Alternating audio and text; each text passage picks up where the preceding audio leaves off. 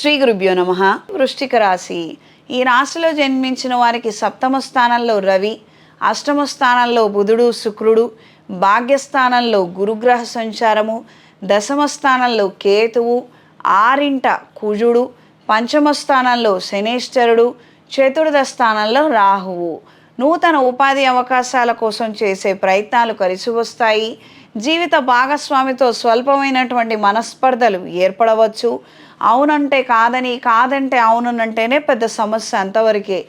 ఏదో ఉన్న దాంట్లో మీరు చేస్తున్నటువంటి వ్యవహారాలలో ఎక్కువ పెట్టుబడులు పెట్టద్దని, ఎక్కువ నిరాశకు గురవ్వద్దని, ఎక్కువ శ్రమించి అలసిపోవద్దని వాళ్ళు ఇచ్చే సలహాలు అవి తప్పేం కాదు. ఇది కాస్తంత గ్రహించుకొని మెలగండి. ప్రస్తుతం గురుగ్రహ సంచారం మారినందువలన ఇన్స్టిట్యూట్స్ నడిపే వారికి కాలం అనుకూలంగా ఉంటుంది. ప్రత్యేకించి పెద్ద పెద్ద సంస్థల్లో ఉపాధి ప్రయత్నాల కోసం చేసే ప్రయత్నాలు కూడా బాగుంటాయి.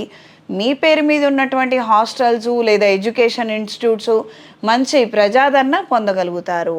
ప్రత్యేకంగా ఈ వ్యాపారాలలో ఉన్నవారికి, ఈ వృత్తి ఉద్యోగ సంస్థల్లో ఉన్నవారికి లక్ష్మీ హోమము, జనాకర్షణ హోమము ప్రతి 3 మాసాలకి 4 మాసాలకి మీరు ఒక్కసారైనా చేయించుకోవడం వలన ఏదైతే క్రితం నష్టపోయారో, క్రితం చెడ్డ పేరు వచ్చిందో అందులో నుంచి కాస్త రికవర్ అయి బయటపడగలుగుతారు. ఇది గ్రహించుకొని మెలగండి. ఈ వారం పరిహారం: శని త్రయోదశి రోజున, ప్రత్యేకించి శని మహర్దశ లేదా అంతర్దశ నడుస్తున్న వారే కాక ఈ రాశిలో ఉన్నవారు కూడా రవిగ్రహ స్తోత్రము, నవగ్రహ స్తోత్ర పారాయణ చేసుకొని ఈ రోజున శివాలయంలో అభిషేకం జరిపించండి. తద్వారా విశేషమైన ఫలితాలు సంప్రాప్తిస్తాయి. లేదా పూర్తి స్థాయి శనేశ్వర ప్రభావం ప్రతికూలంగా ఉందనుకున్న వారు ఈ రోజున అఘోర పాశుపత హోమాన్ని జరిపించుకోండి. ఈ రాశిలో జన్మించిన స్త్రీలకు కుటుంబపరమైనటువంటి అంశాలలో ఊరట కలిగించే మార్పులు ఏర్పడతాయి. పెట్టుబడుల క్రయ విక్రయాలలో అనుకూలంగా ఉంటుంది. పార్ట్నర్షిప్ వ్యవహారాలలో కాస్తంత జాగ్రత్తలు అవసరము.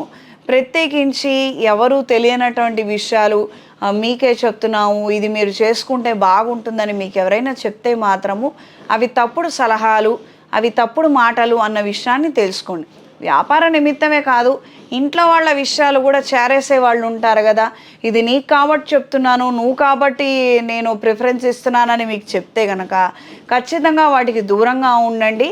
అవి నిజాలు మాత్రం కాదు.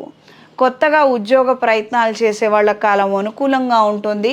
ప్రతిరోజు దక్షిణామూర్తి స్తోత్రాన్ని పఠించండి. ఈ రాశిలో జన్మించిన వారికి ఈ వారం కలిసొచ్చే రంగు ఎరుపు, కలిసొచ్చే దిక్కు పడమర, కలిసొచ్చే సంఖ్య 6.